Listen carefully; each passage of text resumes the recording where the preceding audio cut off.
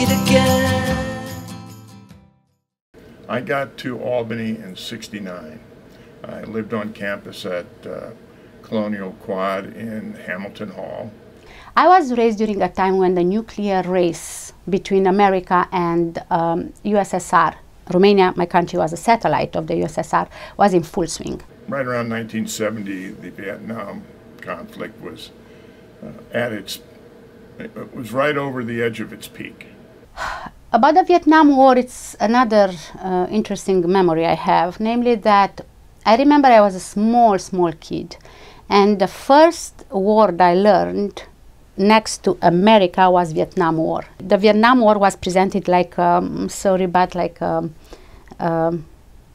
falling of the American diplomacy or American international relations of the 60s, and somehow it was suggested like it was a proof that Americans were imperialistic and they wanted to, you know, conquer other people's countries, and they failed. In 1970, the people in the United States were just fed up with losing so many young men. We would go to class and there would be 3 or 4 people in the class on one day, and then the next day there'd be 30. And you just never knew what was going on, and the professor would go off on a rant. And then the students got very, very active from all of the protests downtown, and it worked its way on the campus.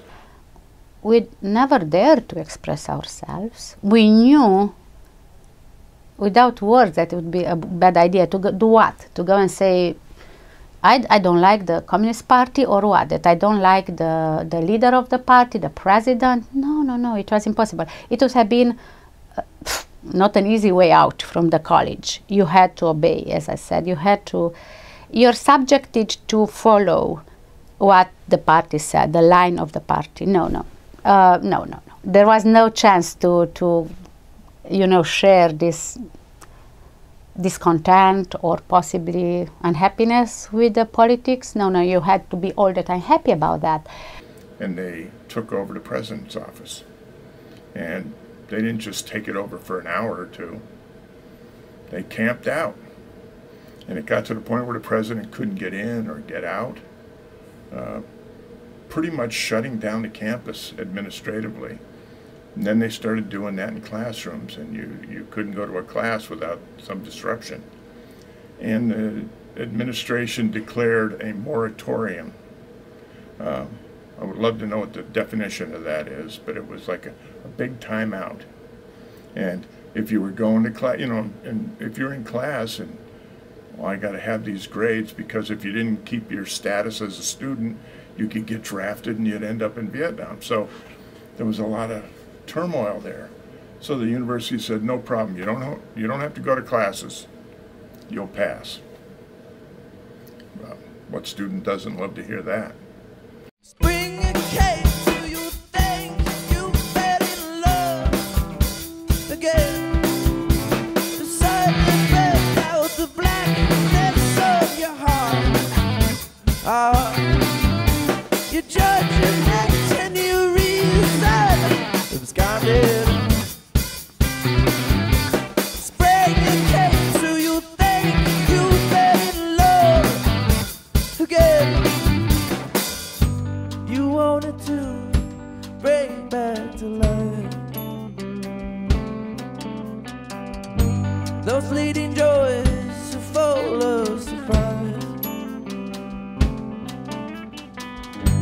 You wanted to bring back to life those former times are filled with excitement. A couple of the ultra-liberal Vietnamese sympathizers, those types of folks built a Vietnamese village over on the podium.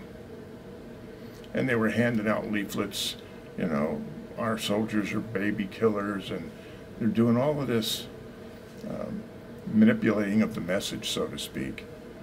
And it got so bad on campus that one night a group of folks went out and, under the cover of darkness, burned that Vietnamese village down, because there are people who were offended by that. And the administration went bonkers over that one. If those folks are ever caught, they'll be penalized to the full extent of the law. There was no law on campus at the time.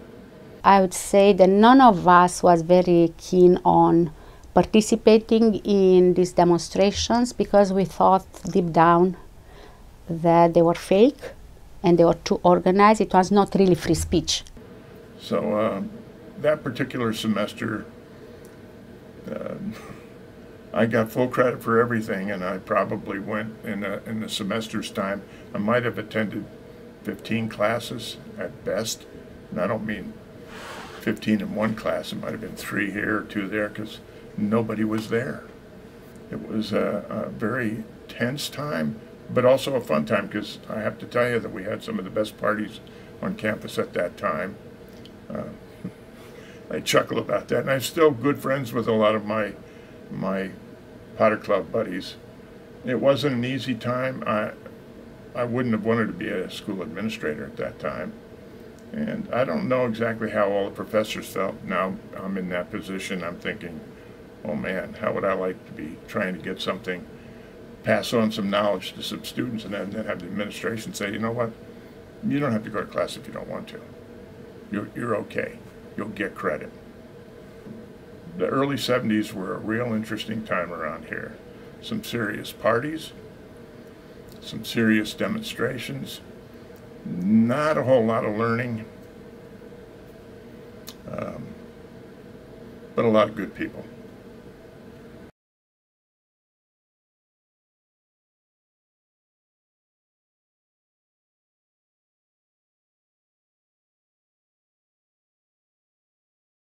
The